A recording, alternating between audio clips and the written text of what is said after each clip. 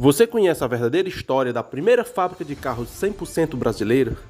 Se você gosta desse tipo de conteúdo, já se inscreve no canal, clica no sininho de notificações e comenta o que você acha desse assunto. Gurgel Motors foi uma fábrica de automóveis brasileiros desenvolvido pelo visionário e engenheiro João Augusto Conrado do Amaral Gurgel. A empresa tinha como propósito produzir veículos 100% brasileiro. Em 1969, Gurgel iniciou suas produções na Avenida do Cursinho, em São Paulo. Porém, Gurgel, em 1975, levou a fábrica, que levava o seu nome, para Rio Claro, onde a indústria 100% brasileira passaria a produzir veículos que seria o orgulho do povo brasileiro.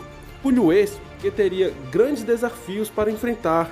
A Gurgel Motors, durante o seu tempo de mercado, produziu aproximadamente 30 mil veículos, 100% nacional, e em 1991 teve um faturamento de 35 milhões de dólares. Gurgel começou ainda na década de 60 a produzir karters e mini-carros para crianças.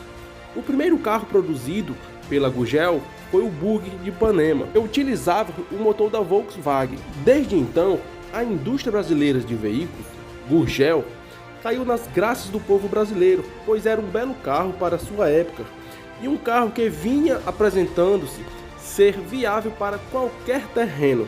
A Gurgel Motors logo foi aceita pelos brasileiros e se tornando um símbolo de orgulho para o Brasil. Logo, a empresa lançou o Chavante de 1972 com o chassi de Plastel e teve sua suspensão produzida, assim como muitos outros dispositivos, por João Gurgel. O Chavante foi o primeiro carro da fábrica a ser testado pelas Forças Armadas e logo em seguida veio o Chavante XTC de 1974. E ainda no mesmo ano veio o Chavante X12. O Chavante X12 ficaria conhecido por apenas X12, por sendo um grande sucesso da fábrica durante sua trajetória. O Jeep X12 foi mantido como um dos principais produtos da marca. Esse Jeep tinha características do Bug da época, pois os dois tinham como semelhança um chassi feito de Plastel. Para quem não sabe, era a união do plástico e do aço. Esse projeto tinha como proprietária da patente a empresa Gurgel, desde que iniciou o projeto Plastel. Essa fusão desses dois materiais aliviava a alta resistência à torção e difícil deformação, uma carroceria de plástico reforçado com fibra de vidro. Como eu falei anteriormente, não poderia ser diferente. O Chavante logo agradou o público, até mesmo os mais exigentes, pois o mesmo havia saído da concepção tradicional do Bug. Quem ficou muito satisfeito também foi o Exército Brasileiro, fazendo a encomenda de grandes lotes.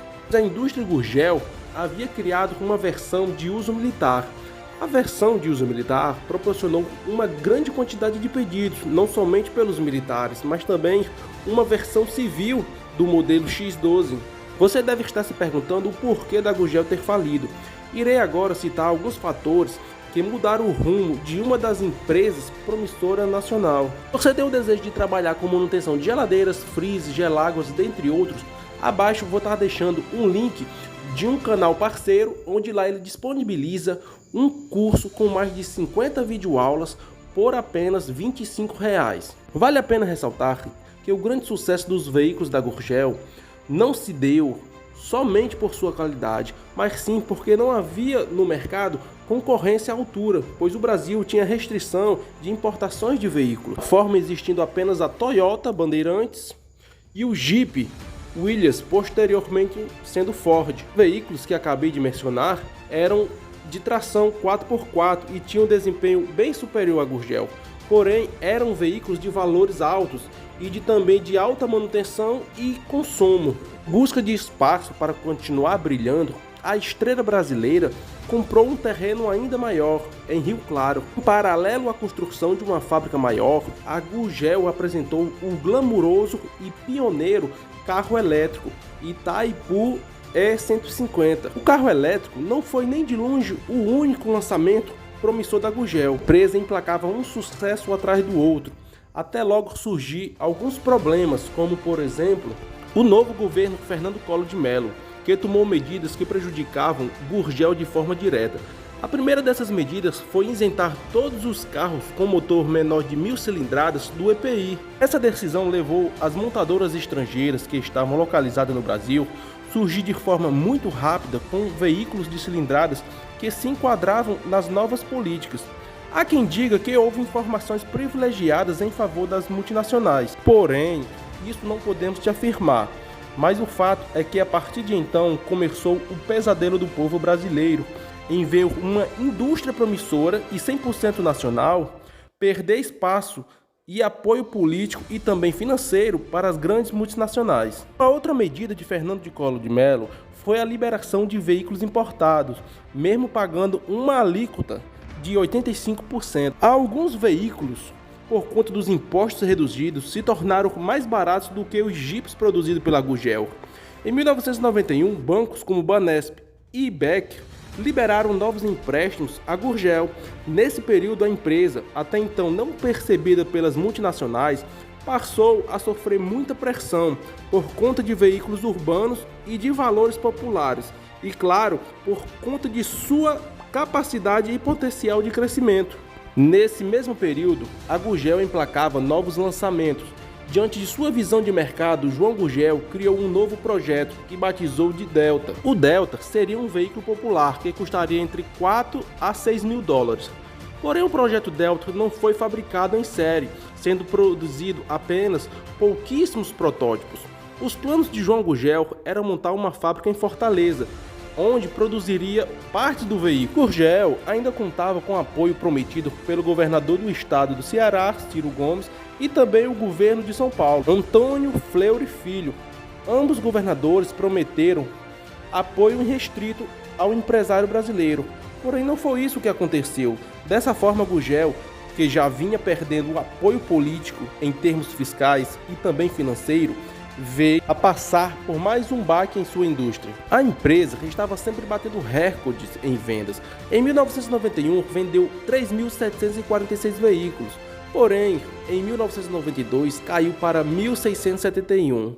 Isso devido ao desabastecimento de peças, que na época teve que enfrentar a greve dos funcionários da alfândega. Essas peças que vinham da Argentina e ficaram paralisadas por conta desse movimento trabalhista, fizeram com que a produção reduzisse drasticamente, dessa forma diminuindo o fluxo de caixa da empresa. Diante deste cenário, a Gurgel foi acumulando dívidas em torno da produção do XT. Outro ponto que dificultou a vida da empresa brasileira foi a quebra da parceria da Volkswagen, pois a Gurgel já ultrapassava a Volkswagen em conceito local. Então, diante de tanta pressão e a falta de apoio governamental, não deu outra. A Gurgel pediu concordata em junho de 1993 e, como última tentativa para salvar o sonho brasileiro, em 1994 foi pedido um financiamento de 20 milhões de dólares ao governo federal. Porém, a ajuda foi negada e ainda em 94 a empresa veio à falência, mantendo ainda na ativa até 1996, fabricando pequenos modelos, totalizando 130 veículos. Em 2007, foi realizado um leilão onde foram arrematados o terreno da fábrica e os seus veículos inacabados, pelo valor de 16 milhões.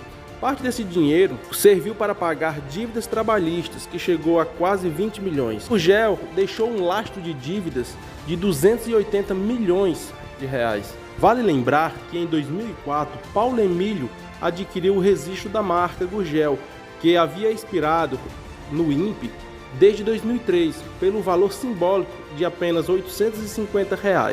A família, que não foi avisada por essa apropriação de marca, entrou na justiça. No ano de 2009, João Gurgel faleceu, deixando o seu legado de um grande brasileiro, esse que lutou até o fim. Então, pessoal, esse foi o triste final da empresa Gurgel Motors. Pessoal, estamos chegando ao fim do nosso vídeo.